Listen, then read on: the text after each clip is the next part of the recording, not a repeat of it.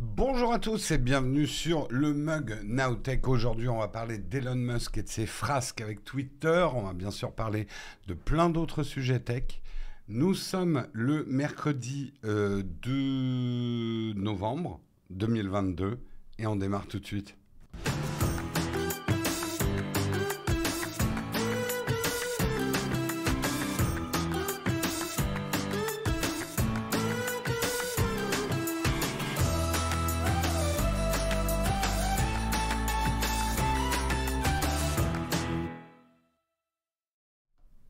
Bonjour à tous, j'espère que vous allez bien, que vous avez bien profité de votre jour férié, en tout cas pour ceux qui l'ont pris, éventuellement de votre pont.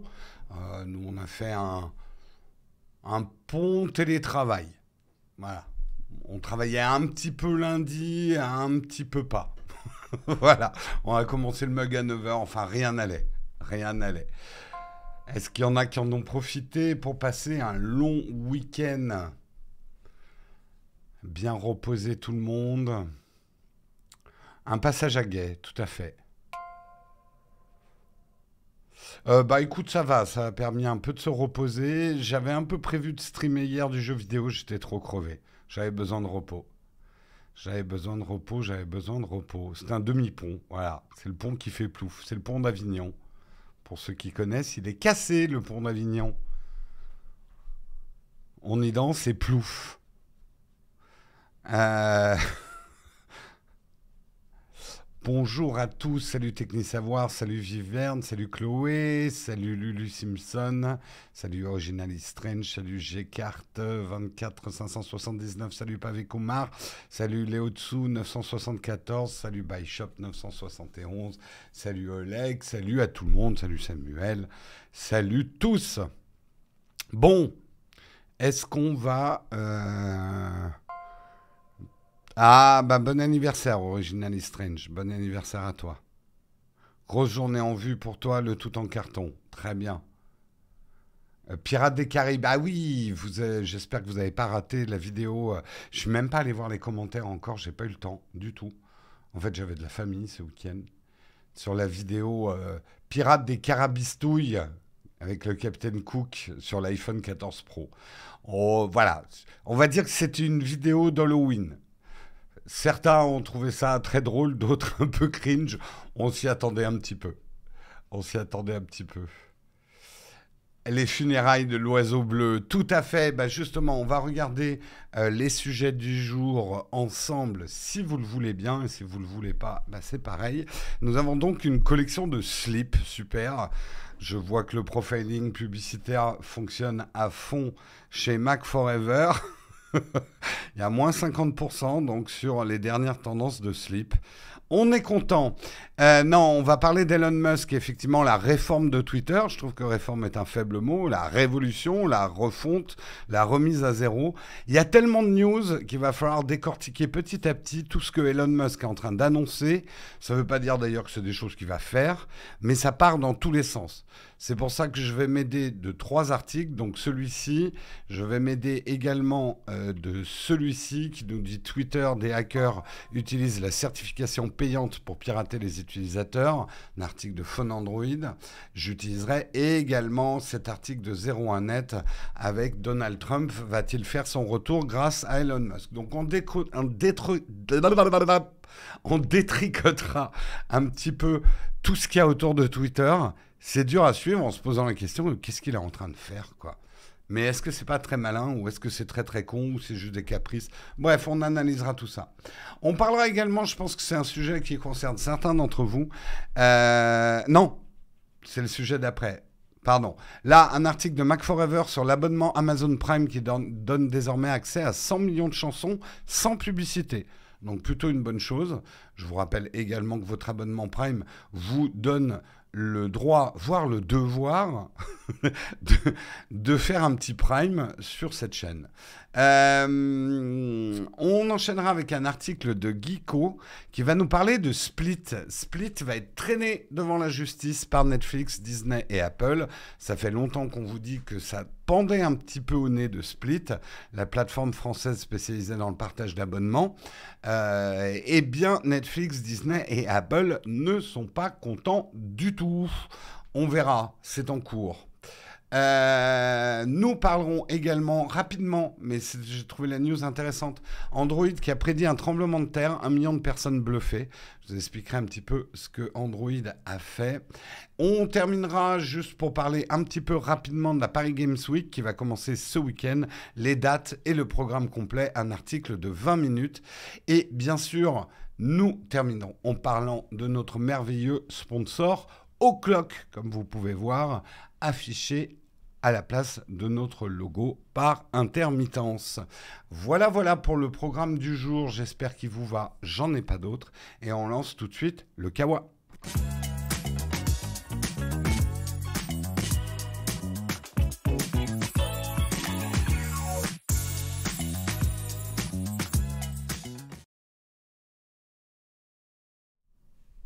Et on va commencer effectivement par Elon Musk. Son marketing chaotique, le chaos organisé par Elon Musk autour de Twitter. Vous savez que l'achat a été officialisé.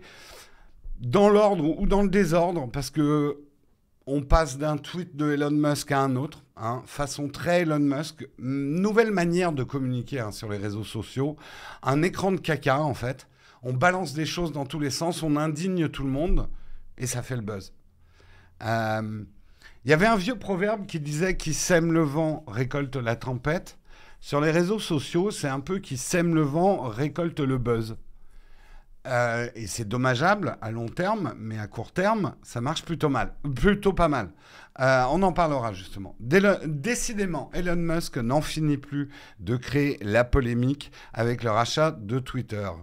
Passant de chef tweet à Twitter Complaint Hotline Operator, il a envisagé plusieurs mesures. Faire tomber quelques têtes et limoger 75% des effectifs. Alors effectivement, ça, c'est les news selon quoi il veut virer du monde. Il a déjà viré des grands pontes de Twitter. Il y a eu la news il y a 2 jours qui faisait tout pour pas leur payer les parachutes dorés à ces grands pontes de Twitter en estimant qu'ils avaient fait des fautes, ce qui permettrait qu'ils ne payent pas les parachutes dorés. Il y a eu des rumeurs selon quoi aussi ils cherchaient à virer les gens avant le 1er novembre pour pas payer des choses sur les actions Twitter. Ça a été démenti derrière. Voilà pour la phase, on va dire, direction des ressources humaines. Ces grands coups de lance-flammes Boring Company sur le personnel de Twitter actuel. Il a également viré une bonne partie du board de Twitter en se mettant seul dirigeant de Twitter aujourd'hui, donc des comptes à rendre à personne. Également, il a annoncé que Twitter sortirait de la bourse, devenir une compagnie privée dans le sens ne plus être public au niveau de la bourse, de plus avoir de compte à rendre à la bourse. Donc, c'est des changements assez radicaux, mais bien sûr, ça ne s'arrête pas là, puisque effectivement, depuis 2-3 jours, courait la rumeur que les comptes validés, la fameuse virgule bleue, allait être à $20. Finalement, c'est $8. Il a profité de l'indignation de l'indignation. Stephen King, voilà. Stephen King a dit « C'est hors de question que je paye $20 pour avoir mon compte certifié. C'est Twitter qui devrait me faire payer. » Du coup, Elon Musk a dit en même temps, comment on va rentrer de l'argent dans Twitter? La pub ne suffit pas. Mais si tu veux, je te fais une petite ristourne, $8. » En fait, depuis le début, il savait très bien que ça allait être $8. Le $20, ça a permis de faire parler de cette... Je vais vous détricoter tout ça. Je commence à comprendre comment... Enfin, non, pas vraiment, en fait. Mais je commence à voir les grosses ficelles, quand même. Donc voilà, un Twitter payant, dans le sens où si vous voulez un compte certifié, maintenant, il faudra payer. On reparlera de ça, justement. Euh, Voilà, il a répondu au célèbre romancier. En même temps, le CEO de Tesla vient de transférer une cinquantaine de ses ingénieurs Tesla ainsi que 2 ingénieurs de The Boring Company afin de travailler sur les changements à venir de Twitter. Donc il est en train de virer tout le staff de dev et il est en train de placer son staff de dev. Il leur a donné plein d'objectifs, comme ça, avec des tâches prioritaires, l'examen du code source, des politiques concernant la confidentialité des données, la modération de contenu, et même il a parlé du retour de Vine. Souvenez-vous, Vine, l'ancêtre de TikTok. Il a dit pourquoi on ne ramènerait pas Vine justement pour concurrencer TikTok. Ça part dans tous les sens. Ça part dans tous les sens. J'enchaîne sur tous les articles avant qu'on commente tout ça. Du coup, comme c'est le chaos plus ou moins organisé, certains en profitent. Avec cette histoire de comptes certifiés, on reviendra sur les comptes certifiés, mais les comptes certifiés, c'est quand même un truc assez important de Twitter. Cette fameuse virgule bleue. Alors, il l'a annoncé de manière spectaculaire, comme Elon Musk le sait le faire, en disant c'est la fin de la noblesse et des paysans sur Twitter, parce que jusqu'ici, pour avoir la certification, on ne savait pas trop comment il fallait faire pour être certifié, mais une fois que vous étiez certifié, vous faisiez partie de la noblesse. Alors, je faisais partie de la noblesse, puisque moi, mon compte personnel de Twitter était certifié. J'avais cet immense honneur aristocratique d'avoir un compte certifié. Et bien sûr, la masse des paysans de Twitter ne pouvait pas avoir un compte certifié parce qu'il fallait montrer patte blanche, mais on ne savait même pas quelle patte blanche il fallait montrer. Et là, il dit, c'est fini. Maintenant, le pouvoir au peuple, tout le monde peut avoir un compte certifié si vous payez 8 $ par mois. Tout le monde peut payer 8 $ par mois. C'est la question qu'on va se poser. Mais au-delà de ça, certains petits malins ont fait « Ah, vu l'indignation de tout le monde, il y a peut-être quelque chose à faire pour piquer des comptes certifiés ou les hacker. » Donc, bien malins, ils ont envoyé un mail aux gens certifiés, dont ils arrivaient à retrouver l'adresse email, en leur disant « Vous avez un compte certifié aujourd'hui, il va vous coûter 20 $ dans 3 mois, mais si vous voulez le garder gratuitement, il faut que vous nous donniez tout de suite accès à ce compte pour qu'on débloque quelque chose. » En gros, voilà le hacking tel qu'il était envoyé. Il fallait donner ces informations au hacker, son login et tout ça, Twitter, génial. Donc, effectivement, la certification payante, on se pose bien des questions parce que une certification payante à 8 $, mais du coup, elle certifie quoi? Elle certifie uniquement que tu as payé 8 $. Ça certifie absolument pas que tu es une personnalité pour éviter justement, mettez-vous, je sais pas, dans le cas d'un président de la République, puis alors ça pose d'autres questions. Qui va payer? Est-ce que c'est l'Élysée qui va payer la certification d'Emmanuel Macron? Il y a plein de questions qui se posent. Et du coup, si tout le monde peut se payer un compte certifié, il y en a plein qui vont se payer un compte certifié. Emmanuel Macron, certifié. Emmanuel Macaron, certifié. Donc tout le monde peut se payer un compte certifié. Alors, pour sa défense, ça évitera peut-être à certains de faire des hackings de grande envergure parce qu'à 8 $ par mois, le compte certifié, ça va limiter certains trucs. Ça va faire un compte pro. Mais bon, il y a quand même énormément de questions qui se posent. C'est pas effectivement tout à fait normal de devoir débourser de l'argent pour une fonctionnalité qui est censée garantir la sécurité des utilisateurs. Alors, que l'attribution de la virgule jusqu'ici était pas bonne, et ça je suis 100% d'accord. Je vous donne un exemple. Moi j'ai pu faire certifier mon compte, j'ai jamais pu faire certifier le compte de la chaîne. J'ai pas compris la logique. Pourquoi j'ai été certifié? Je saurais jamais. Alors, en fait, moi j'ai fait la demande de certification il y a quoi? Il y a 5-6 ans, je pense. Il y a déjà un bon bout de temps. Et j'ai demandé pour les deux comptes, mon compte, le compte de la chaîne. Effectivement, mon compte perso avait plus de followers que le compte de la chaîne à l'époque. et mon compte a été certifié, pas celui de la chaîne. Et d'autres, je vois par exemple Pépé Garcia, qui a plus de followers que moi, qui est journaliste, carte de presse, etc. Pépé Garcia, il n'a jamais pu être certifié. Donc la logique était quand même... était pas claire en tout cas. La procédure pour être certifié n'était pas claire. Donc je ne suis pas en train de dire que le système était bon, mais le remplacer par un système où on paye sa certification, c'est un peu comme si vous êtes... Il suffisait de payer son... Alors, je sais que ça existe dans certains pays, mais justement, c'est des pays à forte corruption, des pays où il suffit de payer pour avoir un passeport. Vous imaginez le chaos s'il suffisait de payer pour avoir un passeport?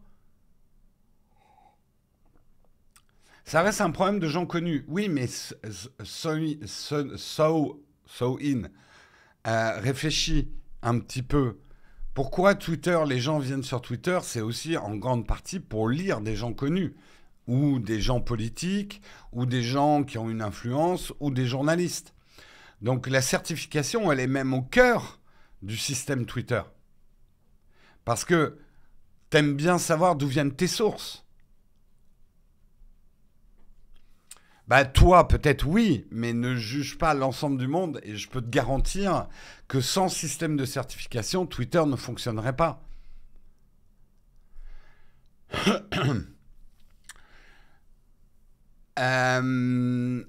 En plus, c'est quand même... Mais bon, ça c'est les communications à 8 dollars par mois. Bon, pour une société, c'est pas une facture énorme. Est-ce qu'il n'aurait pas pu créer juste un compte pro avec un autre truc que la virgule? Je sais pas. Ça dévalue beaucoup le fait d'avoir la pastille. Oui, Flonflon, je suis d'accord.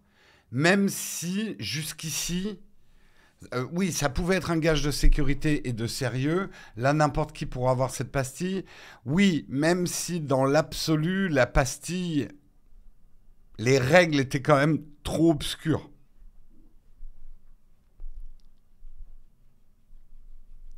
Twitter a fonctionné longtemps sans certification, à une époque où les fake news n'existaient pas, Tardy Idriss.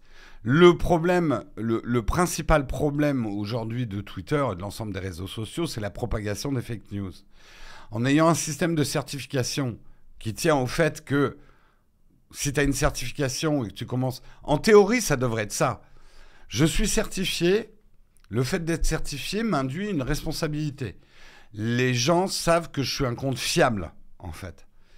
Je m'engage à pas relayer des informations sans les vérifier, ce genre de choses. Moi, personnellement, la virgule, je l'ai toujours prise assez au sérieux. Ça m'est arrivé de faire des erreurs et de relayer certaines choses qui se sont avérées fausses, mais à culpa. Mais à partir du moment où j'ai eu la virgule, je faisais attention à ce que je faisais. Mais le problème, c'est effectivement, maintenant que ça devient payant, elle est où la fiabilité? Il n'y en a pas.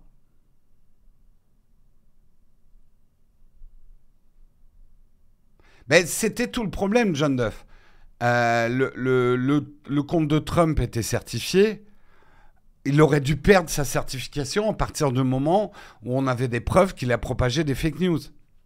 Mais en même temps, enlever la certification à un président des États-Unis, pour des raisons, je dirais pas de l'homme Trump, mais pour la présidence des États-Unis, c'est très délicat aussi. Enfin, on va en revenir, on va parler de Trump, mais... Alors, le fait de payer ne veut pas dire forcément qu'ils le donneront à n'importe qui. En fait, juste qu'on ne perde pas trop de temps là-dessus. Elon Musk fait... Il a des méthodes de communication très trumpiennes. Là, il est en train de faire des écrans de fumée. Il est en train de jeter des cacas, comme ça. Ah tiens, je vais faire ci. Ça donne un côté chaotique. Genre, mais qu'est-ce qu'il est en train de faire? Du coup, les journalistes font des titres. Ah, Elon Musk est en train de péter son jouet. Il sait pas ce qu'il fait, c'est n'importe quoi. Elon Musk fait rarement n'importe quoi. Ça veut pas dire qu'il fait des choses bien. Mais il fait rarement n'importe quoi. Juste en ce moment, il est en train de jeter... il est en train de jeter des cacas. Tout le monde s'indigne, tout le monde parle de Twitter. Et ça, C'est le truc numéro un que voulait Elon Musk, à mon avis. Hein. Je ne suis pas dans la tête d'Elon Musk, Dieu m'en préserve. Mais je pense qu'Elon Musk, ce qui lui importe en ce moment, c'est que Twitter revienne à la mode. Même si c'est sale, même si tout le monde s'indigne, quelque part, avec toutes les discussions qu'on a depuis qu'Elon Musk a dit qu'il allait racheter Twitter, il a remis Twitter au centre du débat. Et c'est pas si con quand on y pense. Parce que Twitter était un réseau social ronflant, peu rentable, à peine rentable avec sa publicité, que les gens prenaient pour acquis. Twitter était là, mais en fait tout le monde s'en foutait un petit peu de Twitter. On le prenait un petit peu pour les dépêches de l'AFP ou pour un tas de merde où les gens venaient s'exprimer. Mais personne ne s'enthousiasmait vraiment pour Twitter. Alors là, les gens ne sont pas en train de s'enthousiasmer positivement, mais les gens sont en train de s'indigner. De dire, mais il est hors de question que je paye 8 $ pour une certification. Mais les règles ne sont pas encore claires de la certification.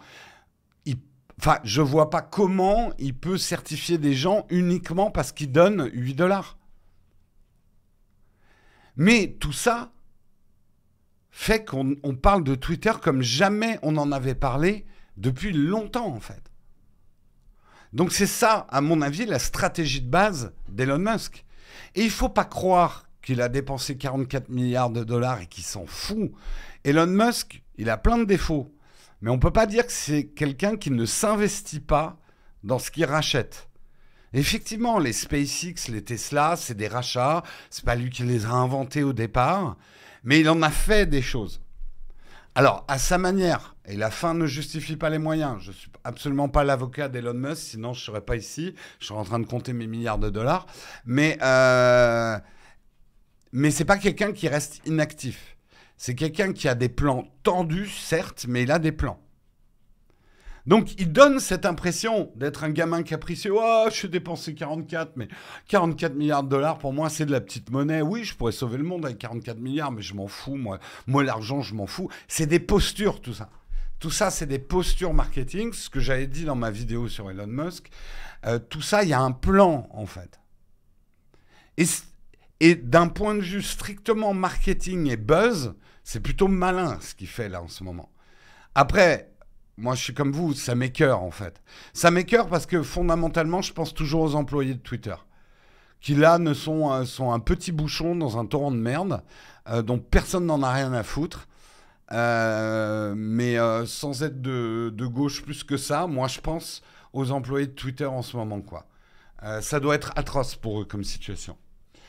Bref, et on termine justement avec le 3e article.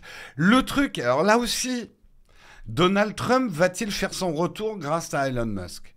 Ah là là, quelle belle occasion pour la presse de faire des articles que les gens vont lire. Parce qu'on est là, tous à l'affût.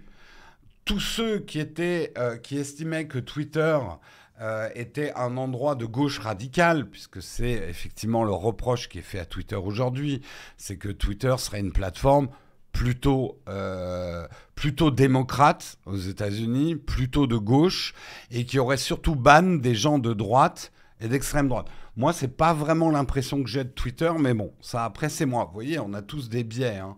J'ai l'impression qu'il y a encore beaucoup de gens d'extrême droite sur Twitter. Mais bon, aux États-Unis, Twitter est vu comme une plateforme qui est devenue woke. Voilà, le fameux mot valise à la mode. Tout ce dont je ne suis pas d'accord et qui est vaguement de gauche, on va mettre l'étiquette woke dessus et puis voilà, c'est marre. Donc, c'est le reproche qui est fait. Donc, cet enjeu de Trump va-t-il revenir ou pas sur Twitter cristallise. Parce que d'un côté, vous avez des gens, on va dire, plutôt de gauche, qui vont dire « si Trump revient, je quitte la plateforme ». Et d'autres, plutôt droite, en tout cas des gens qui sont pro-Trump, vont dire « moi, j'ai quitté Twitter parce qu'on avait ban Trump. S'il revient, je vais revenir. » Donc, ça crée un point de tension sur lequel tout le monde se focalise. Mais c'est absolument pas évident que Trump revienne. Parce que, d'abord, si on décortique un petit peu ce que Elon Musk a fait, il a essayé déjà de rassurer les investisseurs publicitaires. Parce que les investisseurs publicitaires, c'est bien gentil, mais c'est le business principal de Twitter aujourd'hui. Les investisseurs publicitaires veulent pas non plus que Twitter devienne une guerre de tranchées avec de la violence. C'est pas bon pour le business, ça. C'est pas bon d'avoir sa pub pour des nouveaux slips à moins 50% au milieu d'un Twitter qui est un champ de bataille. Les publicitaires veulent pas ça. Et les publicitaires, on l'a vu avec YouTube, les publicitaires, dès que ça commence à sentir un peu trop la polémique, les odeurs de poudre et de caca, les annonceurs, ils disent, vous êtes gentils, nous on retourne faire de l'affichage, bien gentil, on va faire ça sur des vidéos famille et ambiance familiale. Hein. Nous, il est hors de question qu'on vende nos affaires au milieu d'un champ de guerre, quoi. Donc ça, c'est un danger énorme, parce que c'est pas parce qu'il a dépensé 44 milliards de dollars qu'il a envie que Twitter continue à sous-performer et soit le moins rentable, le moins profitable des réseaux sociaux. Il est pas con quand même, Elon. Bref. Je fais plein d'apartés, mais je fais du Elon Musk. Voilà. Pourquoi c'est pas évident que Trump revienne? D'abord, plusieurs choses. Elon Musk, même si à l'époque où...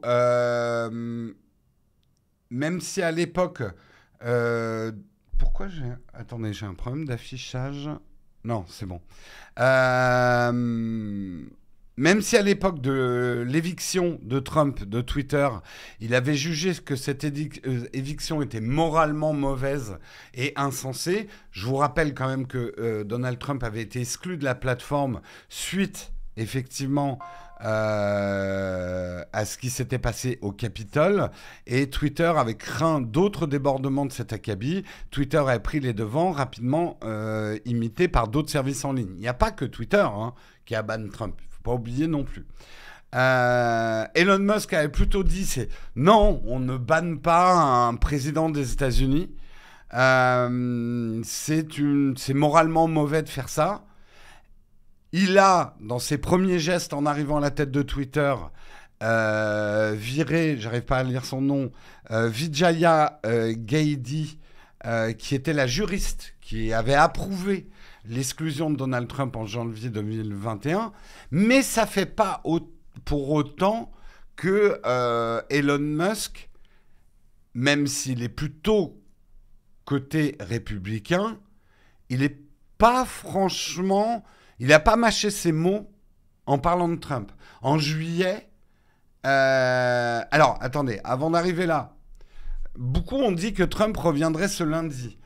J'apporte la news parce que c'est important. Ça a été relayé notamment par des comptes supporters de Trump en France, le comité Trump France, oui, il y a un comité Trump France, qui a relayé une pseudo-déclaration de l'ancien président, donc c'est pas vrai comme info, qui disait qu'il sera restauré ce lundi. Cette déclaration est issue d'un faux communiqué apparu sur la toile. Ceci a été relayé par de nombreux comptes influents avant d'être démenti par plusieurs sources. Donc ça, c'était pas vrai. Ce qui est plus vrai, c'est que Elon Musk va pas forcément débloquer tous les comptes qui ont été bannis sans consulter autrui, puisque effectivement, il a précisé qu'il y aurait quand même un conseil de modération de contenu à Twitter. Simplement, ce conseil de modération, il veut le rééquilibrer. Lui estime qu'il y a trop de gens de gauche dans ce conseil de modération de contenu. Il veut rajouter de la diversité à ce conseil de modération. Également, Donald Trump, lui, même s'il a félicité Elon Musk pour le rachat de Twitter, il avait précisé il y a quelques mois qu'il ne voudrait pas revenir sur Twitter puisqu'il a créé son propre réseau social où personne ne va. Est-ce que Musk est vraiment un soutien de Trump? On peut se poser des questions. En juillet, il a ouvertement estimé que Trump ne devait pas se représenter en 2024. Il a tweeté « Je ne déteste pas cet homme, mais il est temps pour Trump de raccrocher son chapeau et de naviguer vers le coucher du soleil. » Il a même attaqué Trump sur son âge, faisant de l'agisme d'ailleurs. Elon Musk pointait du doigt l'âge avancé de Donald Trump. Trump aura 82 ans à la fin de son mandat, ce qui est bien trop vieux pour être directeur général de quoi que ce soit, sans parler des États-Unis et d'Amérique, ce qui permet de tacler Biden aussi au passage, d'ailleurs, assurant que l'ancien président faisait trop de drames lors de son séjour à Washington. Musk a annoncé son soutien à Ron DeSantis, gouverneur de Floride, cet été. Donc, oui, Alors, il n'a pas toujours été républicain, hein. Elon Musk était démocrate il n'y a pas si longtemps. Faut pas oublier qu'il était aussi très très pote avec Obama, Elon Musk. Elon Musk est généralement assez pote avec le pouvoir en place. Voilà, dans les tendances. Il est effectivement en ce moment ouvertement républicain, mais pas forcément ouvertement trumpiste. Mais c'est pas grave en fait. Là encore une fois, on s'en fout de tout ça. C'est très, enfin, pour Elon Musk et pour Twitter, c'est très bien que tout le monde soit dans le suspense de Donald Trump va-t-il revenir ou pas. Parce que finalement, c'est win-win. S'il revient, beaucoup de monde va s'indigner. Des gens vont quitter Twitter avec perte et fracas. On voit déjà des célébrités en train de quitter Twitter. D'autres vont revenir aussi en disant oh là là, je sors de la prison. Il va y avoir du drama. Et le drama, ça fait vendre. Ça fait de l'audience. Ça fait de l'audience. Donc en fait, moi en tout cas, c'est mon conseil. Pour décortiquer tout ce qui se passe en ce moment, essayez de regarder derrière l'écran de fumée. C'est un écran de fumée caca, donc la fumée caca, que Elon Musk est en train de répandre un peu pour cacher ses vraies intentions. Et le truc, c'est que je pense que Elon Musk a bien analysé justement la méthode Trump. La méthode Trump sur Twitter, qui a beaucoup, beaucoup servi Trump. L'indignation permanente. Entretenir les gens. Ne jamais laisser le plat devenir froid. Si vous regardez l'historique de Donald Trump sur Twitter, il a compris cette chose géniale, mais je pense que c'est quelque chose qui porte en lui. En suscitant l'indignation permanente, il a donné une leçon finalement de communication de notre époque. C'est que l'indignation remporte tout. Et créer une indignation plus forte le lendemain que celle d'hier, en fait, c'était ça, sa stratégie. Donald Trump, il disait un truc, tout le monde était là. Oh, ou alors, ses supporters. Oh, c'est incroyable que quelqu'un ose dire des vérités comme ça. C'est bien, enfin voilà. Mais, et le lendemain, avant que ça retombe, boum, tu balances une nouvelle bombe. Boum, t'en balances une autre. T'occupes le terrain. C'est un tapis de bombes de buzz, en fait.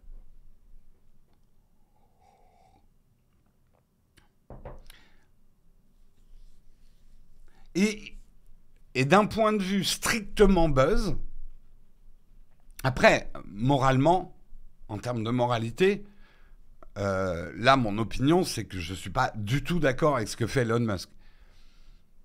Et justement, c'est ce dont je souffre de plus en plus, et je pense vous aussi dans l'absolu, cette fameuse polarisation d'Internet, créer des clivages de plus en plus profonds. Twitter est de plus en plus une espèce de manif avec des contre-manifs. Cette ambiance permanente d'indignation. On s'indigne pour tout. On en a dans tous les sens. Pour vous dire, je m'attendais presque dans la dernière vidéo qu'on a faite avec des costumes. Je me disais, tiens, il y en a un qui va bien nous mettre en commentaire. Mais vous perpétrez les costumes d'Halloween, une industrie qui travaille avec des dérivés du pétrole pour créer des fausses barbes. Mais on s'indigne tellement pour tout maintenant. C'est fatigant. En fait, pour moi, pourquoi je ne suis pas d'accord avec Elon Musk, c'est que Twitter, pour moi, reste un réseau hyper important. Et je suis très peiné de tout ce qu'il arrive. Pour moi, Twitter a besoin de calme, justement. Il aurait besoin de sérénité. Il aurait besoin d'instances autonomes, de modération. Il aurait besoin, pas de devenir forcément Wikipédia, mais j'estime que Twitter est hyper important pour la civilisation. Et qu'on n'est pas forcément en train de faire du bien à Twitter, là c'est clair. Enfin, il n'est pas en train de faire du bien à Twitter. Le principal problème d'Internet et qui va fatiguer tout le monde dans une génération, c'est ce maintien en indignation permanente, quoi.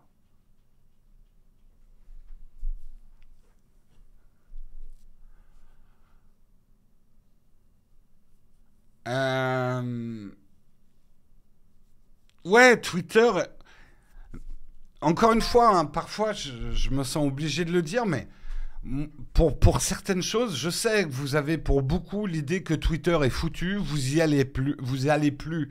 Donc quand vous utilisez plus quelque chose, il ne doit plus exister. Vous y allez plus, il y a trop de négativité sur Twitter. Antoine Daniel quitte Twitter, c'est trop négatif, c'est l'addiction, etc. J'entends tout ça et vous avez raison. Twitter est un lieu hautement toxique. Mais putain, Twitter, il y a des choses importantes qui s'y passent, importantes pour le monde, de pouvoir entendre effectivement des gens qui n'auraient pas la parole avec les médias traditionnels, pouvoir s'exprimer et pouvoir être relayés. Le MeToo, c'est quand même arrivé avec Twitter. Il y a tout un tas de voix qui se font entendre dans le monde grâce à Twitter, qui sont relayées derrière par la presse. Je peux pas comprendre qu'on pense que Twitter ne soit pas important. C'est deux choses. Que Twitter ne soit pas important pour vous, que vous y alliez plus, que vous trouvez ça trop toxique, je peux comprendre.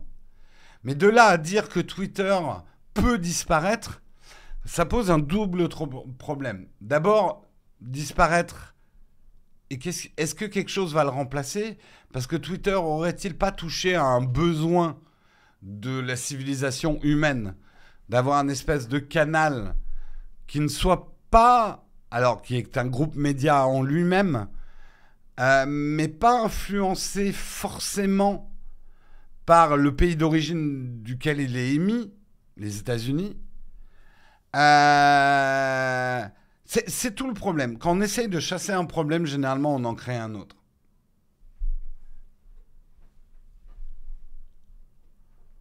Bon, je vais vous lire un petit peu. J'ai donné un peu en vrac toutes mes réactions ce matin. Le concept de Trump, c'est de faire Twitter une grande place publique mondiale hors considération financière. Bah, en tout cas, c'est la belle idée de Twitter. La belle idée de Twitter, c'est que ça devienne la vox populi du monde.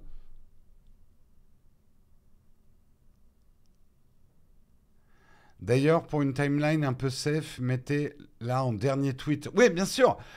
Twitter aujourd'hui, si vous voulez avoir un Twitter sain, il y a des règles de base. Déjà, ne jamais suivre les trending topics. Éliminez tous ceux qui vous font chier, même s'ils font juste un retweet d'un truc qui vous gêne. Vous bannez direct, nettoyez, nettoyez, nettoyez, nettoyez. Créez-vous d'ailleurs une timeline de gens dont...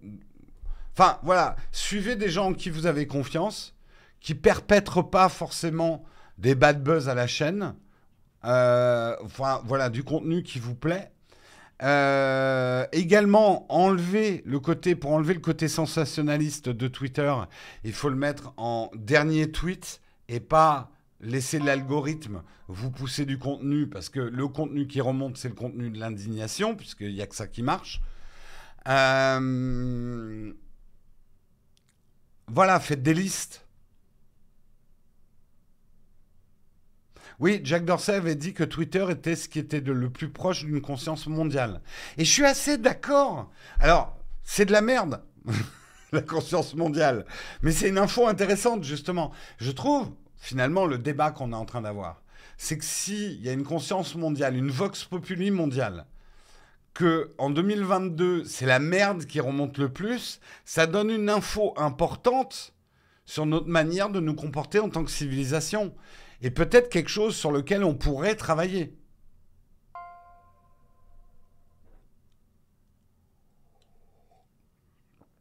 Ben justement, tu peux te forcer, Hyponomie, à suivre aussi des gens qui ne suivent pas tes idées. Moi, je sais que j'ai ajouté un certain nombre de gens, mais qui s'expriment correctement, qui essayent de valider leurs sources et qui ne sont pas d'accord avec moi. Je ne suis pas que des gens qui sont en accord avec moi. Il faut rompre la bulle.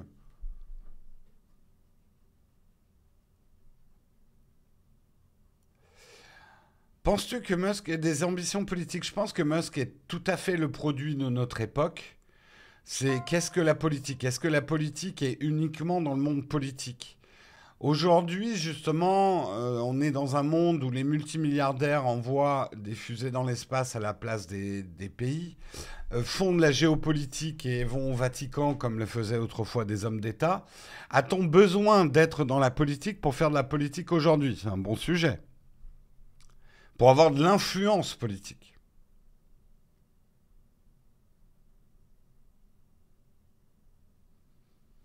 Y a-t-il un intérêt à ouvrir un compte sur Twitter aujourd'hui? Moi, je pense toujours que oui, malgré tout ça.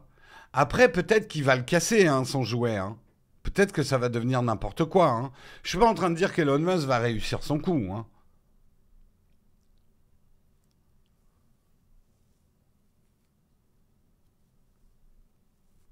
Non, alors, Mundui, ça aussi c'est une règle d'hygiène numérique. À moins que vous ayez des idées extrémistes, ne suivez pas des comptes extrémistes, même s'ils sont plutôt de votre bord. Voilà, vous voyez ce que je veux dire? Suivez des gens qui ont de la nuance. Suivez des gens qui ont une manière de parler nuancée. À moins que vous vouliez vous conforter dans vos extrémismes et votre populisme, évitez de suivre de quelque bord qu'il soit, parce qu'il y a des populistes à gauche, il y a des populistes à droite, on est bien d'accord là-dessus. Évitez de suivre ces comptes-là, justement. Moi, je sais que je fais le tri aussi de ceux qui, qui utilisent l'indignation pour qu'on parle de... Je ne suis pas Elon Musk, par exemple.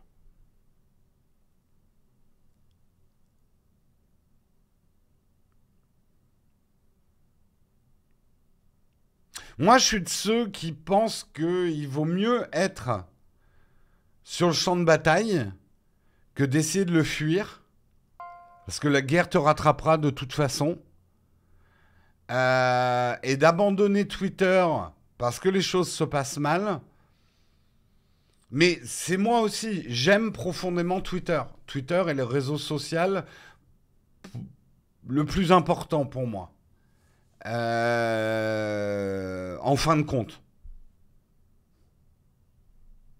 Donc oui, j'ai envie de me battre pour que Twitter continue et que ça soit pas que de la merde.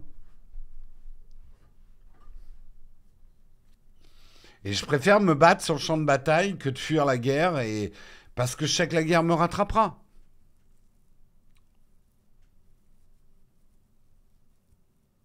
Alors, certains, j'ai pas vu tous vos commentaires, certains m'ont peut-être demandé est-ce que moi qui ai un compte validé Twitter, je suis prêt à payer 8 dollars par mois pour garder mon compte validé? C'est une bonne question. Alors, le compte validé, vous croyez que c'est rien, peut-être, ou que c'est nul, c'est un signe d'aristocratie. C'est vrai, je peux pas le nier. Moi, le fait d'avoir un compte Twitter validé m'a permis du business. Ça m'a ouvert du business, ça m'a ouvert des portes. C'est évident que quand j'ai cherché à contacter certaines personnes, le fait d'avoir un compte validé m'a ouvert certaines portes. Je peux pas dire le contraire. Euh, Après, si tout le monde peut avoir un compte validé en payant 8 dollars, finalement, ça dévalue l'importance de la virgule bleue. Donc pour moi, ça enlève le côté sécurité de la virgule bleue, même si je trouve que ces règles de sécurité n'étaient pas claires et donc pas bonnes. C'était mieux que rien. Les autres outils, moi, il y a un truc qui m'énerve à 8 dollars par... Si je te donne 8 dollars par mois, c'est pas la moitié des publicités qu'il faut m'enlever. C'est toutes les publicités. Je déteste ces systèmes. Ah, on te met un peu moins de pub si tu payes. Non, je paye, mais je veux plus de pub. Point. Donc, rien que pour... Moi, c'est plus pour ça que je serais pas prêt à payer les 8 dollars par mois. Parce que j'aime pas ce double jeu, en fait. Manger à tous les râteliers, c'est un truc... tu te prends un râteau dans la gueule. J'aime pas les gens qui mangent à tous les râteliers. Après, justement, on revient là-dessus. On n'en sait rien sur le compte validé. Ça m'étonnerait effectivement que tout le monde puisse avoir un compte validé à partir. Là, il a juste créé un buzz en parlant de ça. Tout le monde est en train de parler de ça. Donc c'est ça qui l'arrange, Elon Musk. Cet après-midi, il peut faire un démenti. Vous commencez à comprendre comment il fonctionne, Elon Musk. Moi, je pense surtout qu'il aurait. Enfin, je pense que la seule idée qui me paraît viable, c'est de laisser un système de compte certifié, mais avec des règles claires. Comment on fait certifier un compte? Comment on montre patte blanche pour avoir un compte certifié?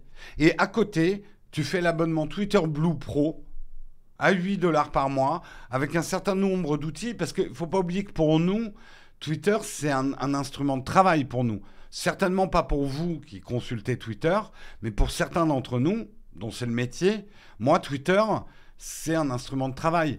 Et je ne peux pas me permettre, comme Antoine Daniel, de rayer mon Twitter.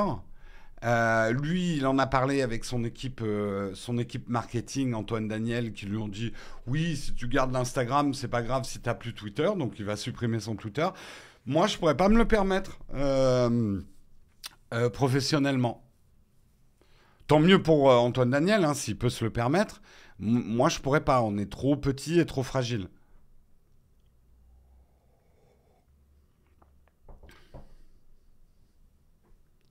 Bref, on n'a pas fini de parler, et il est déjà 8h45, on n'a pas fini de parler d'Elon Musk, c'est clair. Encore une fois.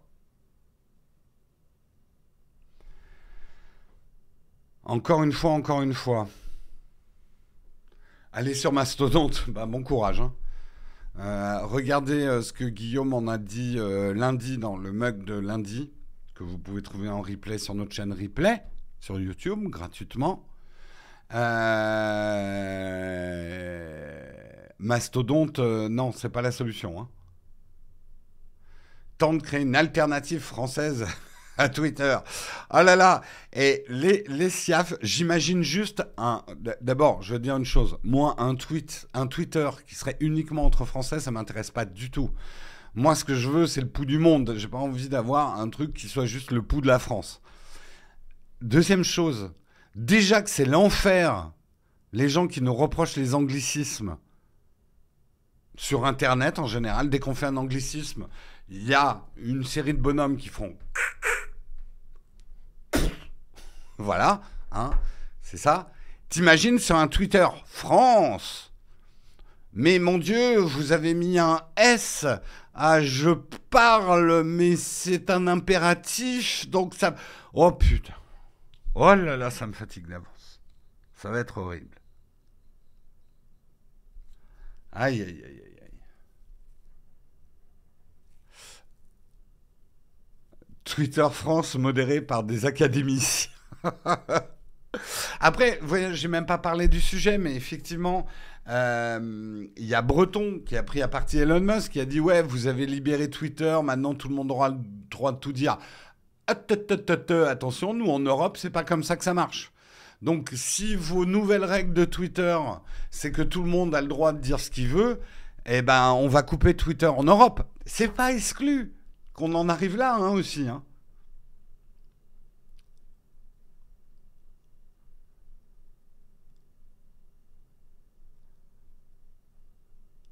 Quoi qu'on a bien des forums français où ça se passe bien. Ah bon? Ah bon? J'ai l'impression qu'un forum déjà français, ça peut pas bien se passer. Même si on parle de petites fleurs ou de cuisine, on s'engueule au bout d'un moment. Mais c'est parce qu'on est comme ça.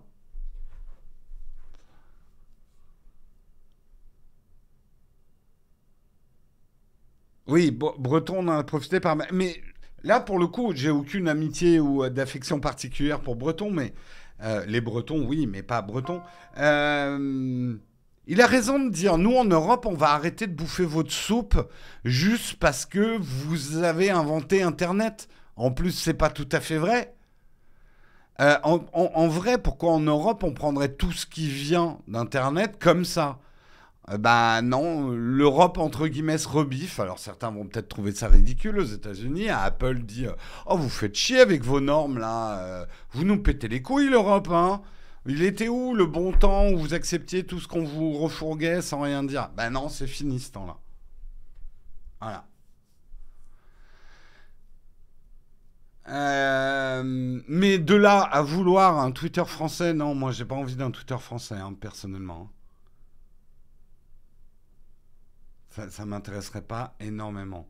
Allez, sur ce, il faut que j'enchaîne sur les autres articles, sinon on n'y arrivera jamais. Mais genre, Jamais, jamais du tout. Je vais essayer d'aller vite sur les prochains articles, mais il y a quand même des choses intéressantes à dire.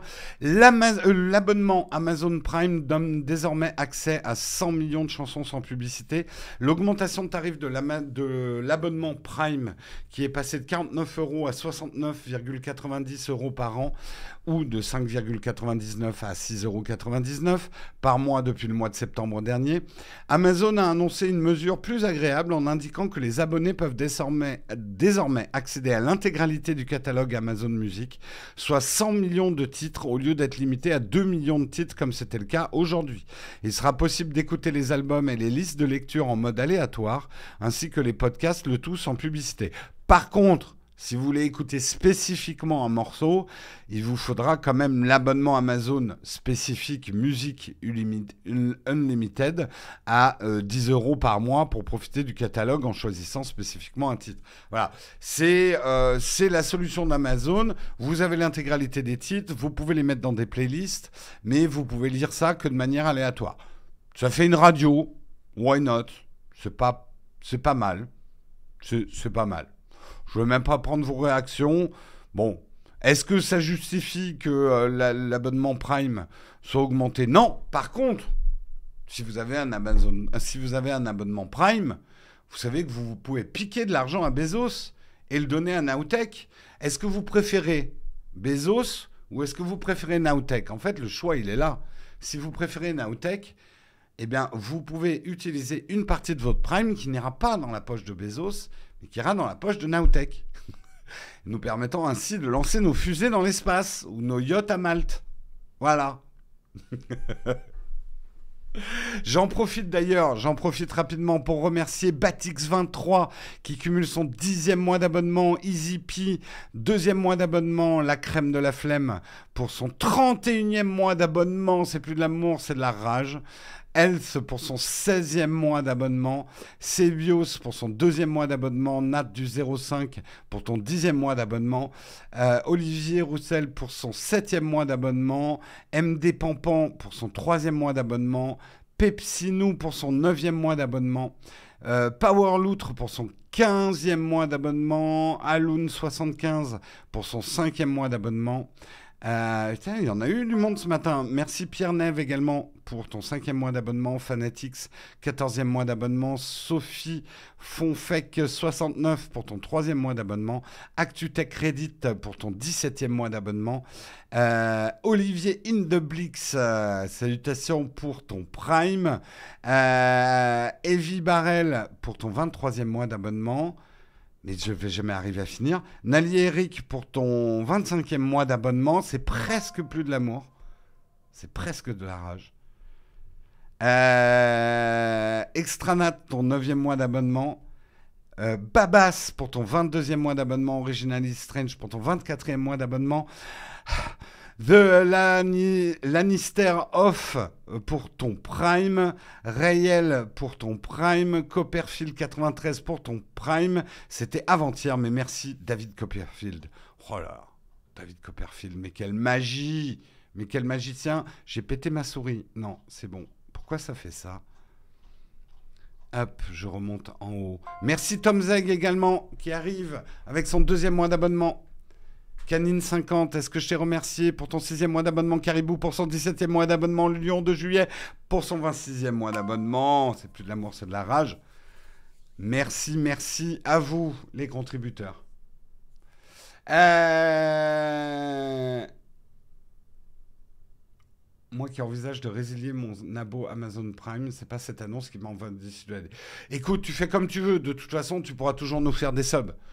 T'es pas obligé d'avoir Prime pour soutenir la chaîne. Hein. Et un peu braqué dans mon truc quand même. Hein. Est-ce que le train de la brousse approche? Le train de la boost, mais on l'a pas encore démarré. On n'a pas encore démarré le train de la hype. Bah, en tout cas, merci à ceux qui, malgré le fait qu'ils aient arrêté leur Amazon Prime, continuent à nous aider sur Patreon ou en faisant des subs. Ça nous aide beaucoup. On continue dans les articles, parce que ça, je voulais en parler. Parce que souvent, Certains d'entre vous, et notamment sur notre Discord, parlaient de Split. Mais Split, si ça existe, ça doit être légal. Split, je vois pas où est le problème. Split, c'est très bien, ça me permet de splitter le prix de mon abonnement. Et ben Split est traîné devant la justice par Netflix, Disney et Apple. La plateforme française spécialisée dans le partage d'abonnements s'engage dans une bataille judiciaire contre Netflix, Disney et Apple. Attention, c'est pas forcément perdu. Split, c'est une plateforme de partage. Jusque-là, tout va bien. Là où le bas blesse, c'est qu'il ne s'agit pas d'une plateforme de partage de contenu, mais d'abonnement. Pour être précis, il est question ici d'abonnement aux plateformes de streaming audio et vidéo. Comprenez Netflix, Disney+, Prime Video, Apple TV, Spotify, YouTube Music, etc. Lancée en 2019, la start-up française propose un concept simple. Les utilisateurs partagent leur abonnement, moyennant rémunération, et Split prélève une commission de 4% en tant qu'intermédiaire. Dans la mesure où la plateforme permet de réaliser des économies significatives, autant dire que le concept fonctionne, avec plus de 120 000 inscrits dans 25 pays européens. Toutefois, le concept même de Split repose sur le partage de comptes. Or, il va sans dire que les géants du streaming n'apprécient pas du tout. D'autant plus qu'en cette année 2022, des plus moroses, certains ont décidé de mettre fin à cette pratique. C'est entre autres le cas de Netflix. En effet, l'entreprise a prévenu que le partage de comptes entre personnes qui vivent à différents endroits sera payant à partir du 1er janvier 2023. En cause, c'est donc tout naturellement que Netflix, Disney et Apple se sont associés pour barrer la route à la start-up française. En cause des accusations de contrefaçon et de concurrence déloyale. Selon le journal Capital, les trois géants ont, dans un premier temps, tenté de mettre en demeure la plateforme peine perdue. C'est même une double déconvenue pour eux puisque le tribunal de grande instance de Paris a également rejeté leur demande d'une procédure d'urgence. Donc, pour l'instant, Split, la défense a plutôt bien fonctionné. Le tribunal de grande instance de Paris a retoqué les GAFAM et les grandes SVOD en leur disant on ne fera pas un blocage d'urgence de Split. On va faire un vrai procès. Il n'y aura pas une procédure d'urgence qui permettra de fermer Split en attendant le procès. Il va falloir faire un vrai procès, messieurs. Toutefois, il ne s'agit pour l'instant que d'escarmouches. Nul doute que les trois ogres américains ne vont pas en rester là. Split devra se défendre, mais le fait même est que son principe même va à l'encontre des règles d'utilisation des plateformes SVOD. Alors, on pourrait avoir la posture Split, petite start-up française se défendant contre les trois ogres américains. On peut avoir cette posture-là. Néanmoins, et je ne vais pas faire le procès à la place de la justice, laissons la justice faire son travail. Néanmoins, prendre 4% de commission lorsque le produit qu'on vend, le service qu'on vend, c'est de permettre à des gens de partager un abonnement à un contenu qu'on ne produit pas soi-même, Split ne produit aucun contenu. Tout ce que Split propose, c'est un service te permettant de diviser ton abonnement entre plusieurs personnes. Ce qui, dans les faits, n'est pas autorisé par les plateformes de SVOD. Donc,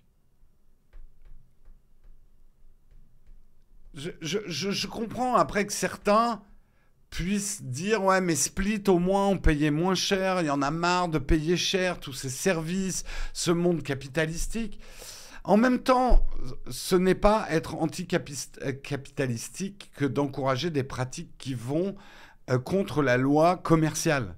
Soit on fait tabula rasa, il n'y a plus de capitalisme. SVOD gratuite par tout le monde financée par l'État et un prélèvement obligatoire à la source, ça s'appellerait, je sais pas, on pourrait appeler ça une redevance. Je sais pas si ça sera très vendeur. Mais de permettre à des services... En fait, ça m'a toujours un peu agacé.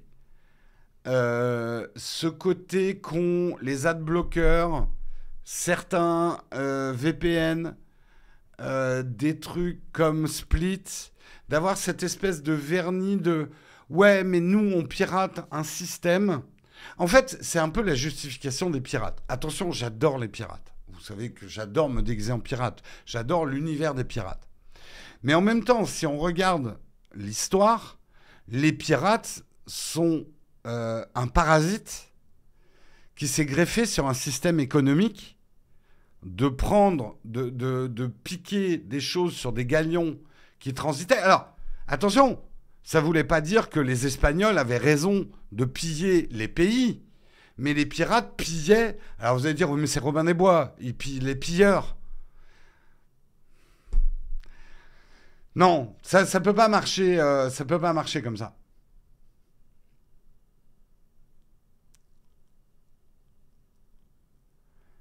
Ça peut pas marcher comme ça. Preuve en est, regardez, les États ont après incorporé la piraterie en créant les corsaires. Ça devient n'importe quoi, monsieur le roi, là. Pirates et corsaires, c'est très différent. Les corsaires avaient une lettre du roi leur permettant d'exercer des actes de piraterie, mais uniquement sur les navires avec lesquels la France, ou enfin le pays du roi, était en guerre. Donc il y a une grosse différence technique entre un pirate et un corsaire. Mais globalement, c'est de la piraterie d'État. Les corsaires sont des fonctionnaires, les pirates des pirates des freelances. C'est juste un business qui fait du business sur un business. Ouais, mais... Ok, vous trouvez que les plateformes de SVOD sont trop chères? Ok. Mais elles ont quand même payé beaucoup d'argent pour produire des séries.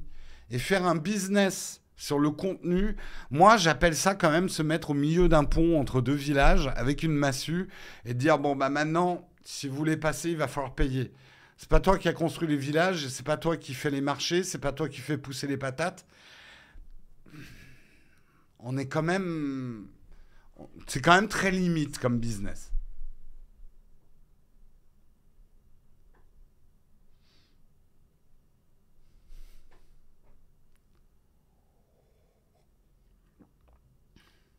Rien ne nous oblige à passer par le service tiers.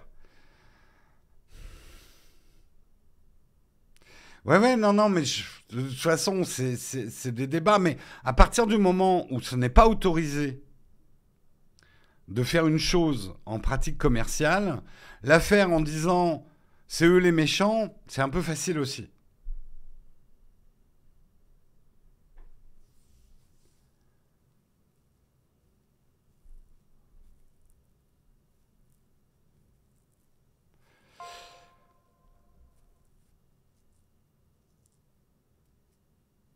Bon, on va repartir dans des discours économiques, je vous vois. Le problème du prix des choses, c'est un problème très complexe.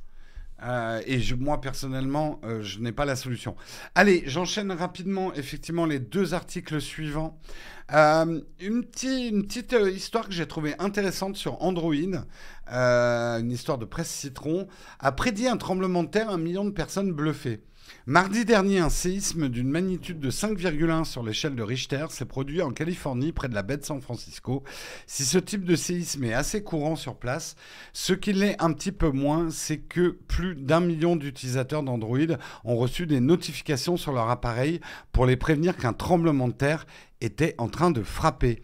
Comment ce système fonctionne-t-il? Concrètement, ce dernier ne permet pas véritablement de prédire un séisme, mais il détecte les prémices de cette secousse avant que ces effets ne soient ressentis par le public. Prévenir les citoyens pour donc leur permettre de se mettre à l'abri. L'Institut d'études géologiques des États-Unis a mis au point Shake Alert, un système de capteurs qui permet de ressentir des ondes sismiques appelées ondes P à travers... Pas les ondes de vos paix. Hein, je vous vois venir là, les farceurs du matin. C'est les ondes P. À travers le sol. Oui, moi aussi, ça me fait rire. Bref. En... Il y a une secousse sismique? Non, non. J'ai juste mangé des faillots. En fonction des critères retenus par le dispositif, Ce dernier détermine si les ondes S d'intensité plus forte sont présentes, car ces dernières peuvent provoquer des plus importants dommages. Mais l'initiative de Google ne s'arrête pas là. Selon les confrères de Wired, Google a en effet décidé de transformer les smartphones Android eux-mêmes en capteurs sismiques miniatures. Chaque téléphone est ainsi équipé d'un accéléromètre qui peut capter les signaux d'un tremblement de terre. Et il envoie alors un message à un serveur de détection ainsi que les données de localisation, de quoi permettre une reconstitution plus précise de l'endroit où se produit le séisme. Ça, c'est intéressant.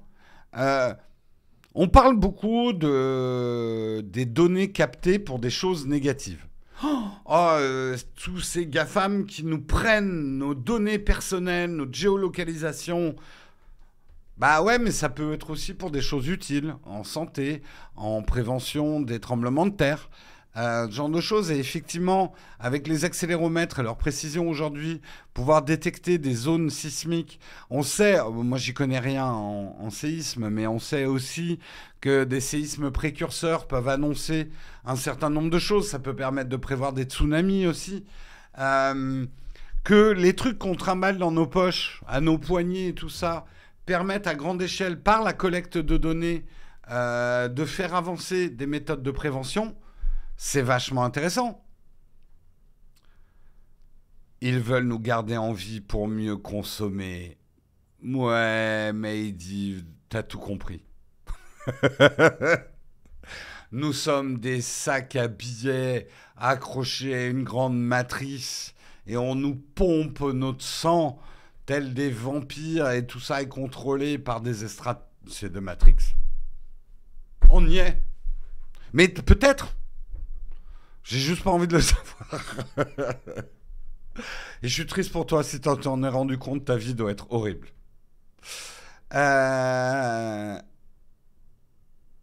Collecte de données, ok, mais avec notre accord. En vrai, la plupart des collectes de données, aujourd'hui, tu donnes ton accord. Mais tu le fais tellement vite en disant « Oh, ça me saoule » que tu as oublié que tu as donné ton accord.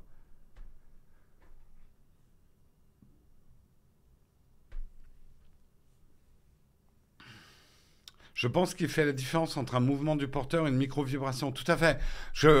Quand on voit ce qui est capable d'enregistrer des trucs comme ça, t'es mal à la watch, t'as vu, c'est une...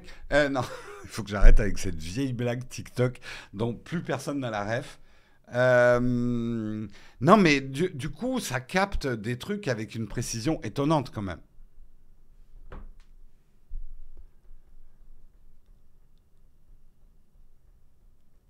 Il y a le projet Camaliot, un projet collaboratif avec une variation GPS, c'est de la bonne collecte. Ah, les bonnes collectes. Qu'est-ce que c'est qu'un bon collecteur? Non, non, mais en vrai, oui. Ça nous aurait évité pour paniquer semaine dernière dans le Morbihan, ouais. 3,7, c'est assez rare les tremblements de tête. Tremblements de tête. Les tremblements de terre dans le Morbihan. Je crois avoir lu, effectivement. Donc il y a une petite frayeur. Avec tes mouvements de jambes et l'iPhone dans ta poche, on va faire évacuer Paris à chaque mug. Non, mais en fait, je dois vous dire un secret ce matin. Vous savez, je bouge tout le temps des jambes, je tricote. Je sais que certains, ça les a tellement énervés qu'ils ont quitté l'émission depuis bien longtemps. Je fais pas ça parce que je suis nerveux, je fais pas ça parce que c'est un tic. Je fais ça uniquement pour remplir les cercles de mon Apple Watch. Ça y est, vous avez le secret est dévoilé. En fait, je fais du sport en faisant le mug. Voilà.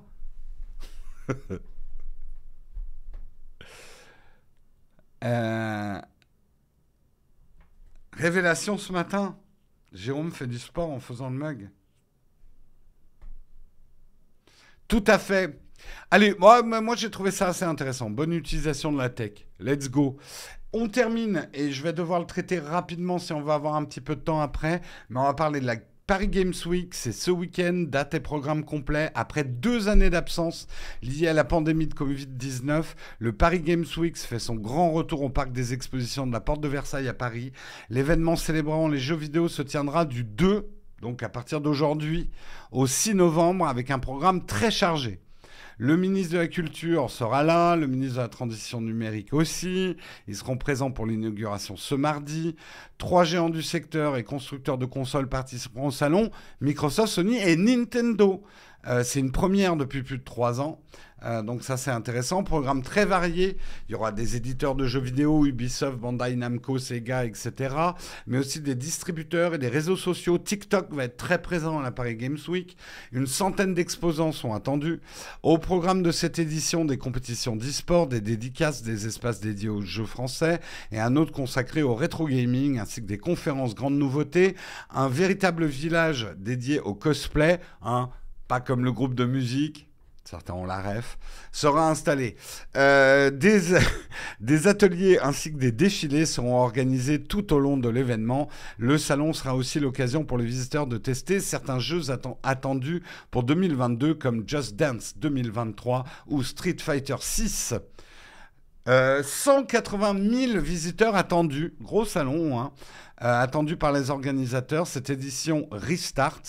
Un chiffre plus bas que les éditions antérieures avec la pandémie de Covid-19 qui a atteint 300 000 visiteurs. Peut-être que les gens seront plus prudents. L'objectif reste cependant le même, battre les chiffres de la Gamescom, l'équivalent du Paris Games Week en Allemagne, afin de devenir le premier salon de gaming européen. On est en compète contre les Allemands. Le programme complet est disponible sur le site de la Paris Games Week. Sans faire ma mère poule. Je veux pas faire ma mère poule. Mettez un masque. C'est un conseil que je vous donne. Il est encore là, le Covid. Moi, je l'ai chopé à Amsterdam pendant la TwitchCon. Si vous y allez, si Paris Games Week, c'est comme chaque année, très serré, on se parle beaucoup, machin, je vous conseille de mettre un masque pour protéger les autres. Surtout. C'est surtout à ça que sert un masque. Voilà.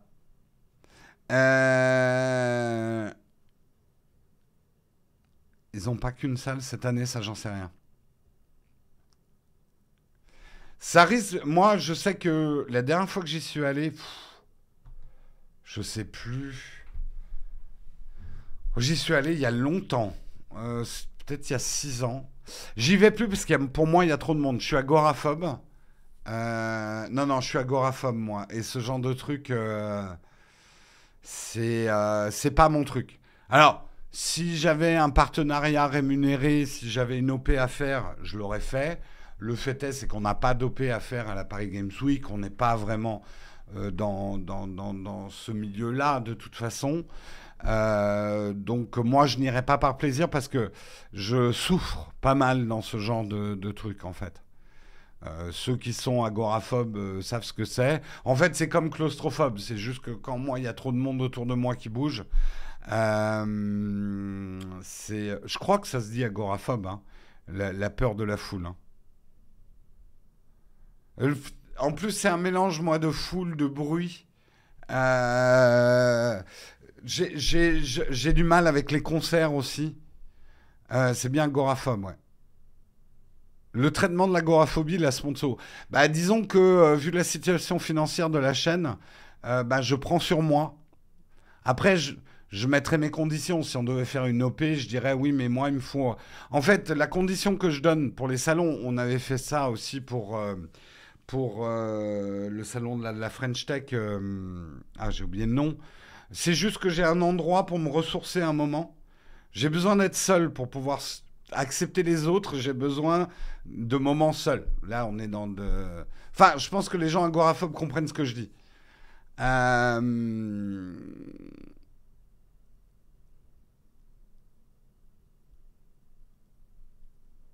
Toujours reconnu, valide. Oui, alors moi, j'ai pas une agoraphobie sévère comme certains qui peuvent même pas sortir.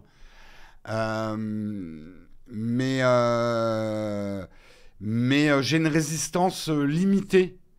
Mais même un bar où on commence à être trop serré, où il y a trop de gens qui parlent, au bout d'un moment, je me sens pas bien, quoi. Ouais, je peux souffrir dans le métro. Après, le métro, c'est pas pareil. Le métro, les gens ne me parlent pas. Mais un métro où on est trop serré, la ligne 13 aux heures de pointe, pour moi, c'est cauchemar, quoi.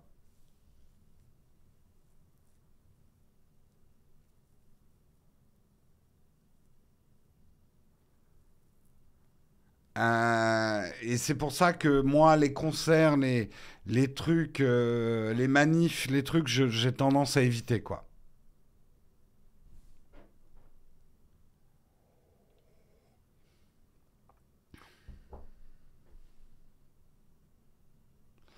Moi aussi, je vais pas dans ces endroits, mais c'est juste parce que j'aime pas les gens.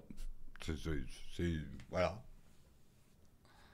Non, non, mais on est pas mal. Alors, peut-être qu'il y aura moins de monde. En fait, le salon de la photo. Ouais, non, j'ai eu des montées d'angoisse quand même au salon de la photo. Le truc, c'est qu'au salon de la photo, vous étiez pas mal et c'était génial à me reconnaître. Donc parfois, il y avait des attroupements, pas énormes, hein, je suis pas une star et tout, mais il y avait quand même pas mal de monde. Vous vous souvenez, le dernier salon de la photo qu'on avait fait, quand on a fait des trucs sur scène, vous étiez quand même pas mal amassés autour. Il y a une partie de moi qui...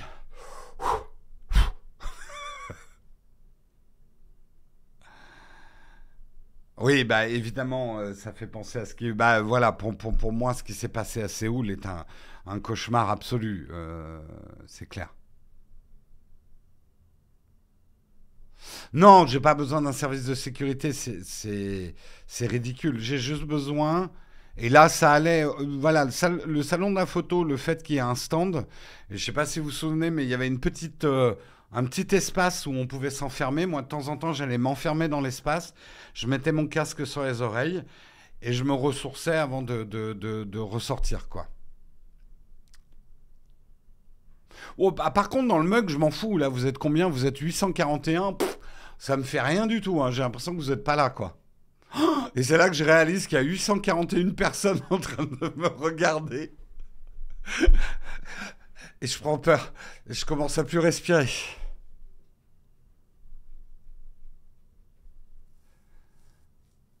Euh, Peut-être qu'on est que des bots. Ouais. Bah, vous êtes vachement bien fait pour des bots, hein. Non, mais je suis sûr qu'à la limite, sur une scène, si je vois pas trop les gens, ça. Je sais pas, j'en sais rien. Je suis jamais monté sur scène devant plein de gens. Mais rien que le dernier IRL qu'on avait fait, on n'était pas sur scène, mais vous étiez. Si comme il y avait la communauté aussi de hard disk, il y avait d'autres communautés, je sais plus, on était 200. C'était pas l'exercice le plus agréable de ma vie. C'est pas un truc que... je fais pas ce métier en fait pour... Alors j'aime la notoriété, mais de loin. Voilà. Imagine qu'on est nu. Non, imagine, je vous imagine tous en train d'être aux toilettes. En même temps. Euh, un métier public, mais sans le public, ouais, tout à fait.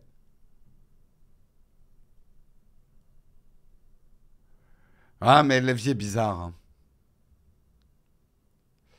La vie est bizarre. On est bizarre dans nos têtes, hein.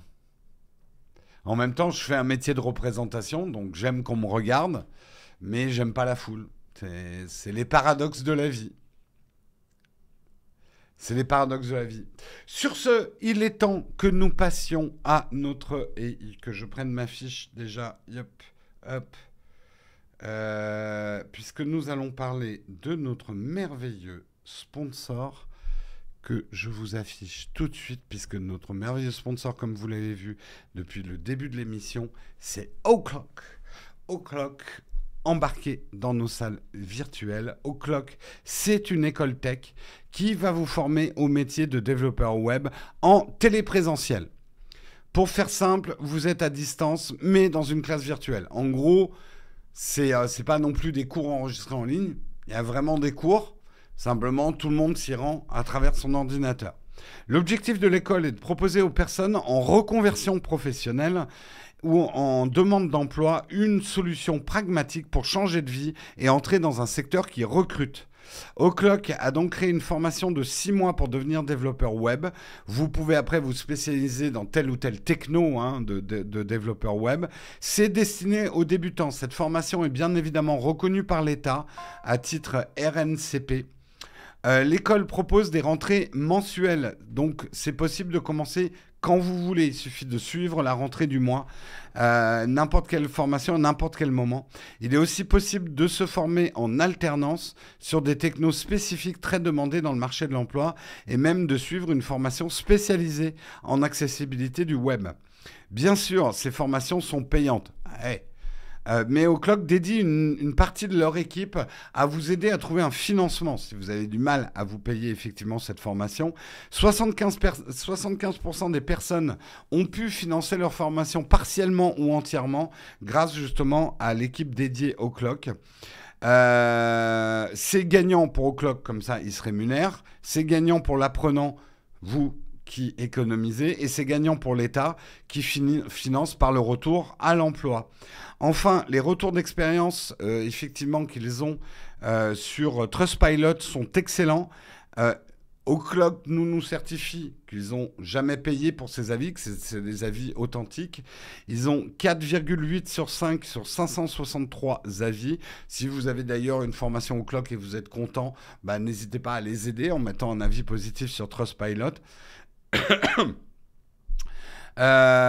Mais c'est pas parce qu'on vous dit tout ça et qu'on est payé pour le dire, puisque c'est une sponsor de l'émission, que vous êtes obligé de nous croire sur parole. Hein. La défiance, c'est bien. La méfiance, c'est bien aussi. Hein. Allez poser des questions à O'Clock. Il y a des questionnaires pour ça. Il y a des moyens de le joindre. Pour ça, vous utilisez la commande !O'Clock là tout de suite dans le chat. Vous pouvez faire !O'Clock. Et comme ça, vous avez le lien traqué pour voir que vous venez de notre place, ce qui permettra de voir que vous venez justement grâce à Naotech. Et comme ça, c'est win-win pour tout le monde. Donc si vous cherchez justement une école de développement web en direct et à distance, eh bien c'est le moment. Il est l'heure de passer chez O'Clock. Merci à eux en tout cas de nous aider à vous proposer ce live. Eh bien je vous propose, puisqu'il est 9h21, nous avons le temps de lancer un corn fac que je vais lancer tout de suite.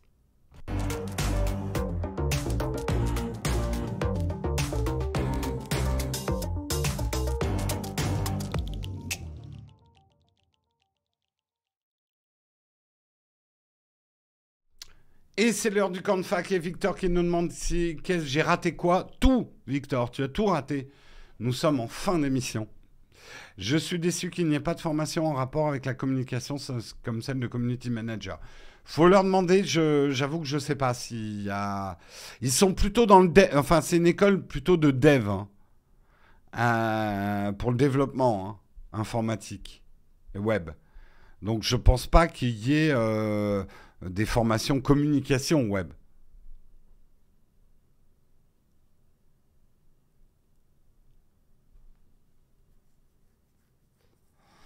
Bizarre, le bandeau cookie de O'Clock, c'est mon wiki. Ouais, moi j'ai trouvé ça rigolo. On est dans le corn fac. Si vous avez des questions, c'est le moment de me les poser. N'hésitez pas à les poser. J'ai vu que certains nous disaient merci pour la vidéo qu'on a publiée hier. Mais écoutez, merci de l'avoir regardée. Ne la prenez pas plus au... Le fond du test est très sérieux de l'iPhone 14 Pro. C'est vraiment ce qu'on pense de l'iPhone 14 Pro. La forme... On s'est lâché un petit peu, c'est Halloween, on s'est costumé. Je comprends que certains trouvent ça moyen drôle, d'autres ça les a bien fait marrer. C'est pas, vous inquiétez pas, c'est pas le nouveau format Naotech. Je sais que certains sont très angoissés en se disant oh, vous n'allez pas faire ça tout le temps. Non, mais on le fera de temps en temps, c'est bien aussi de changer. C'est bien. De toute façon, ça demande trop de boulot pour faire ça tout le temps. Oui, j'ai gardé l'Apple Watch Ultra et j'en suis fort aise. Penses-tu faire une vidéo pour comparer l'iPad Pro 10 et l'iPad Air 2020?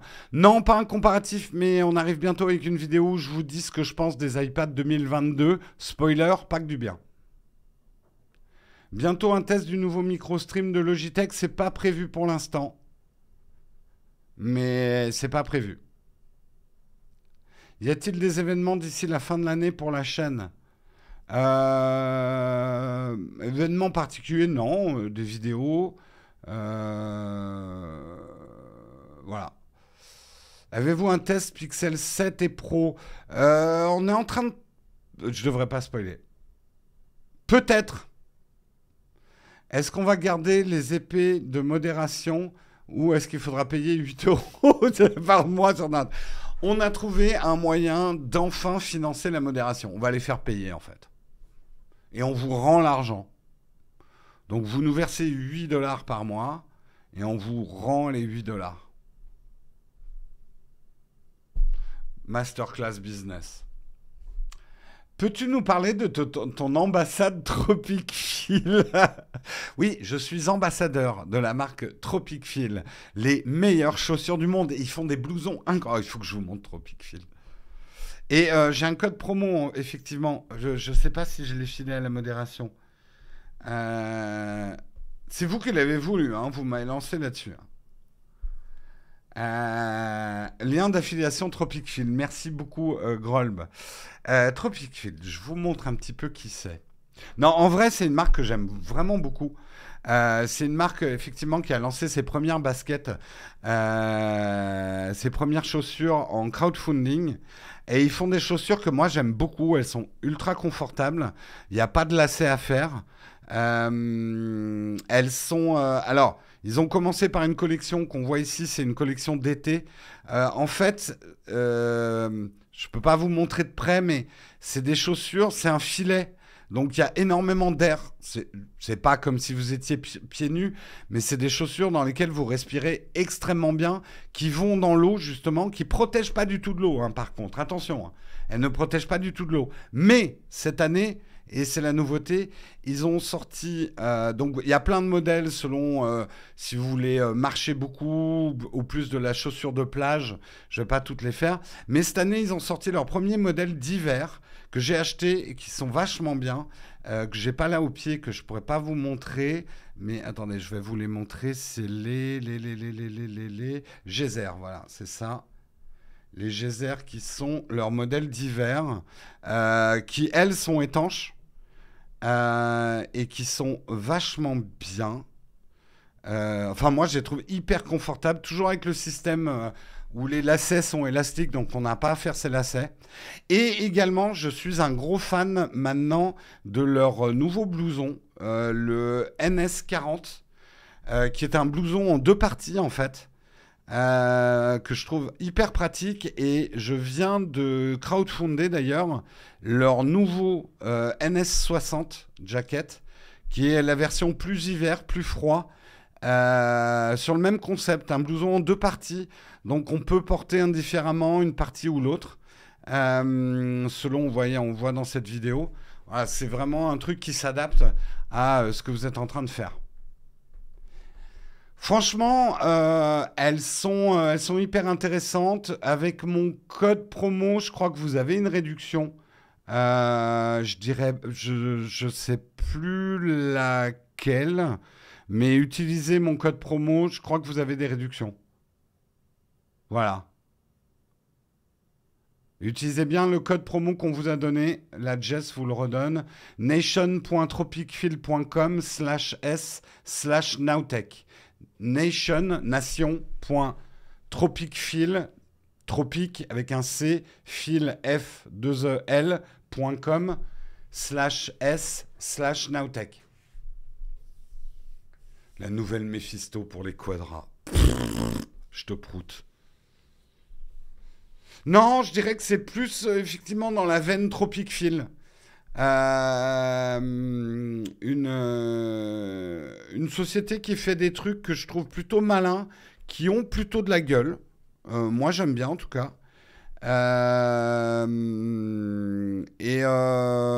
Non, moi, je trouve ça... Tiens, on regarde la vidéo du jacket. Plutôt bien pensé, voilà. Cher, bah, je suis pas du tout d'accord avec toi, Yolix. Leurs prix sont plutôt vachement compétitifs. Comme ils sont pas du tout dans les boutiques physiques. Alors c'est sûr que si tu compares à de la basket provenance douteuse, c'est une marque espagnole. Bien sûr, tu trouveras toujours moins cher, mais par rapport à d'autres paires de baskets avec des marques, non, c'est plutôt. Alors le made in, il y a une partie en Asie, bien évidemment. Après, tout est conçu et ils essayent de fabriquer un maximum en Europe. Je vous dis, c'est une marque espagnole à l'origine. Oui, ils ont une approche éthique, comme ils sont très dans la nature, machin. Alors après, vous allez me dire greenwashing. Chaque fois qu'on parle d'éthique, on parle de greenwashing. J'ai pas de preuve absolue, donc je veux pas vous affirmer les choses, quoi. Sa taille, le L me va. Donc sa taille plutôt grand. Parce que sinon, il faut que je prenne du XL. C'est chiant quand même. Tu allais prendre le métro et pouf, tu te retrouves au Vietnam sans l'avoir rien demandé. En vrai, j'ai adoré ce blouson en Bretagne. Il était parfait pour les alternances de pluie et de beau temps. Voilà, voilà. Non, non, plutôt cool comme marque. Pourquoi tu t'appelles Nowtech? Ah, ça c'est une belle histoire.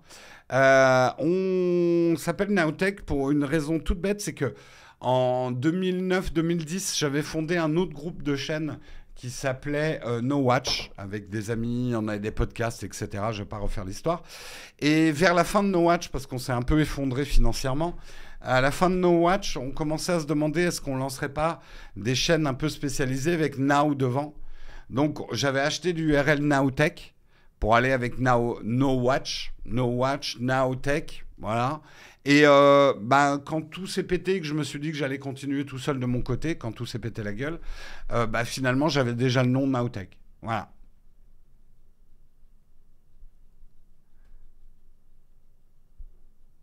Bah, cher pour des godasses faites en Chine et en Taïwan. Ouais, ouais, bah peut-être. Moi je les trouve juste très bien foutus et je préfère m'acheter ça que des Nike. Voilà. Que je trouve plus cher. Je les trouve ultra confortables, les chaussures Tropic Field. C'est pour ça que je suis aussi fan, hein. Mais attention, c'est pas des chaussures techniques, hein. C'est pas des chaussures de trekking, etc. C'est des chaussures d'abord extrêmement légères. Elles résistent quand même pas trop mal. Je mets 3 ans à les flinguer en les portant beaucoup, beaucoup. Popopo, Théma, c'est des Tropic Field, exactement. Euh, Alternance pluie et beau temps en Bretagne, c'est quand je rentre dans un bar. Non, c'est pas vrai. La Bretagne, il fait beau entre deux averses. Non, non, mais vous connaissez le climat de la Bretagne, ça alterne. Je pourrais dire la même chose du Pays Basque, hein. Et c'est presque pire le Pays Basque. Mais au moins, c'est vert, quoi, du coup. C'est pas aride.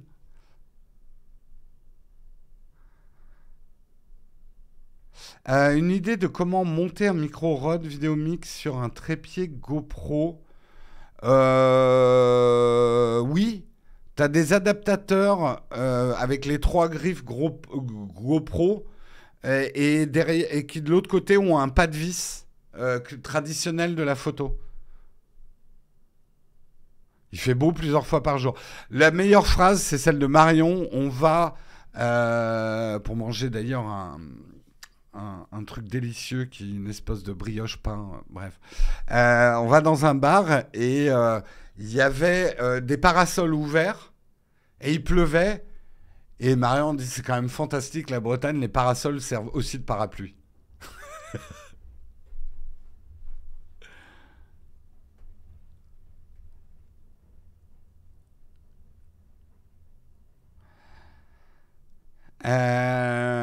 En combien de FPS tu diffuses tes lives et tes vidéos YouTube? C'est pour paramétrer.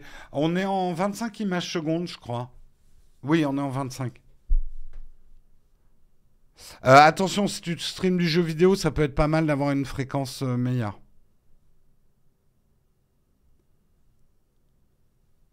Le pas Kodak, non, on n'appelle pas. C'est combien déjà le pas de vis traditionnel, il y a deux tailles, mais la taille la plus traditionnelle, ça a un nom. Les un quart, oui. Du filetage un quart, voilà. Filetage un quart, ça sera compatible avec tout. Pour de la vidéo de vacances famille, plutôt GoPro Insta360 au téléphone portable. Si tu fais du sport, si tu vas dans l'eau, GoPro Insta360. Sinon, te fais pas chier, le portable, c'est vachement bien pour filmer des vacances. Honnêtement. Franchement, pour moi, les GoPro, les Insta360, c'est génial, mais ça se justifie pas. Euh, p- Parce que tu vas te faire chier à dérocher tes trucs, à les amener sur ton smartphone, à les monter. Tout sur le smartphone, c'est tellement plus pratique. Jérôme, pour une fois, tu ne finiras pas à 9h30. Tu me tentes. Non, je prends des questions. Euh,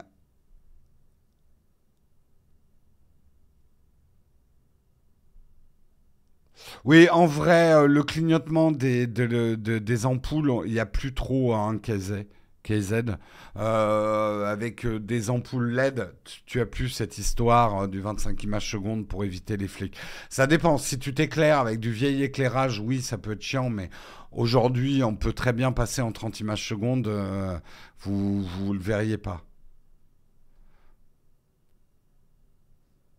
Le micro 4 tiers commence à mourir. Panasonic sont vraiment bons pour du full frame par rapport aux autres marques. Ah oui, nous, on est vraiment fan de notre S5, hein. Nous, personnellement, on est team Nikon, on est team Pana, on est team Sony, on est team Canon, on aime tout le monde. Mais on aime beaucoup nos Panasonic. Voilà, nous, notre choix. Alors, on a travaillé pendant quasiment 2 ans avec du Nikon, en alternance avec du Panasonic. Là, on travaille avec du Sony et du Panasonic. Les sacs Tropicville sont-ils meilleurs que le Peak Design? Ils font pas de sacs Tropicville. S'ils en font, mais j'en parle même pas. Non, c'est pas. Ils m'intéressent pas les sacs Tropicville.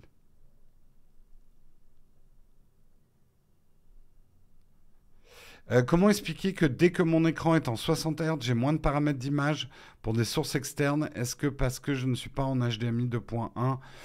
Alors là, je pourrais pas te dire, Tiblasser. Peut-être parce que c'est la fréquence maximum de ton écran, donc tu as moins de paramètres sur lesquels tu peux jouer. Salut Jérôme, quel iPhone récent prendre quand on veut faire de la photo et que le sien est... Prends l'iPhone 13, 13 Pro ou 12 Pro. iPhone 12 Pro ou 13 Pro. Prends pas le 14. Vraiment. iMac, faut-il attendre le M2? Si tu en as besoin, Olivier, que je resalue au passage, j'espère que tu vas bien. Ça fait longtemps que j'ai pas eu de tes nouvelles. Euh, Si tu en as besoin là maintenant, tu as besoin d'un ordi parce que tu as pété le tien ou il marche plus, achète tout de suite un iMac. Te pose même pas la question de est-ce qu'il faut attendre. Un besoin, ça n'attend pas. Si tu as envie d'un iMac, bah tu peux attendre un peu. Parce que d'abord, l'envie, peut-être qu'elle passera. Peut-être que ton ancien ordinateur, finalement, tu vas le redécouvrir et trouver qu'il marche pas si mal. Mais voilà, c'est vraiment ma devise. Si tu as besoin de quelque chose, faut acheter tout de suite, si tu peux. Parce qu'un besoin qui attend, c'est du temps perdu, en fait. Par contre, une envie, tu peux attendre. Parce qu'une chance sur deux que ça passe, ton envie.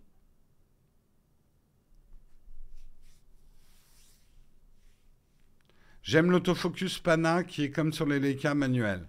Oui, bah, en vrai, nous, si on travaille Pana, c'est qu'on n'a pas besoin d'autofocus. Voilà. Ça nous dérange pas tant que ça. Ça nous dérangeait en live, c'est pour ça qu'on est passé en Sony avec sur Sony pour les lives. Donc on a un bon autofocus, voilà, c'est très bien. Panasonic n'était pas capable de faire ça. Par contre, pour le reste du boulot en vidéo, on n'a absolument pas besoin d'un autofocus. À votre avis, un iMac 27 en M2 un jour? Peut-être.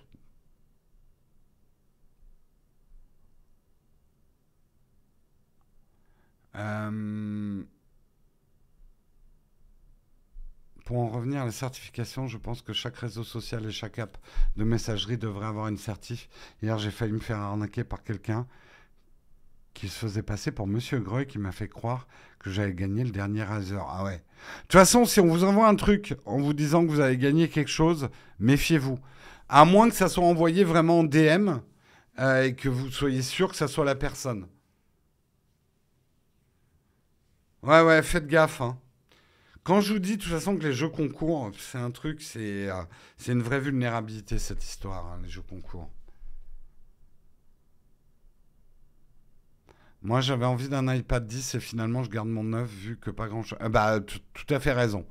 Franchement, Marcelin, t'as tout à fait raison. À la limite, achète-toi un iPad Air d'occasion plutôt qu'un iPad 10.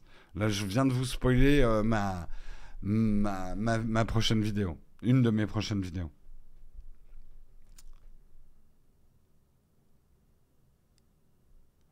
En photo. Eh, le micro 4 tiers est pas mort, hein. J'adore le GH6. Je vous garantis que le micro 4 tiers est pas mort. Il est peut-être moins mainstream, mais il va pas mourir tout de suite, le micro 4 tiers. Parce qu'effectivement, sa compacité, la compacité surtout des objectifs. Moi, j'ai pas le droit de vous dire où je pars, mais je pars bientôt très loin. Il est hors de question que j'amène le S5 et des objectifs full frame. J'amène le GH6, je l'adore. On a une collection d'objectifs. Salut Fleur d'Elix, désolé, on arrive à la fin de l'émission. Donc coucou et au revoir. Allez, il est 9h40, je vais devoir vous laisser justement. Non, le micro 4 tiers, quand on a la chance d'avoir les deux, du full frame et du micro 4 tiers, le micro 4 tiers c'est top. Hein. Je répondrai à d'autres questions. Je crois que c'est Guillaume qui fait le... Oui, c'est Guillaume qui fait le mug demain. Je sais plus, comme il l'a fait lundi. Est-ce qu'il prend 2 mugs cette semaine? Vous verrez bien. Demain, il y a le jeudi contributeur aussi, pour tous les contributeurs. Rendez-vous. Et d'ailleurs, je remercie les derniers contributeurs. Sevnoop69, 8 mois d'abonnement. Vaea, pour tes 100 bits. Emixam7, pour ton 2e mois. Tom Zeg, pour ton 2e mois d'abonnement. Canine50, pour ton 6e mois d'abonnement. Merci à vous. On va faire un petit raid. Bah, bien sûr qu'on va faire un petit raid. On va faire un petit raid, mais chez qui? On va faire un petit raid.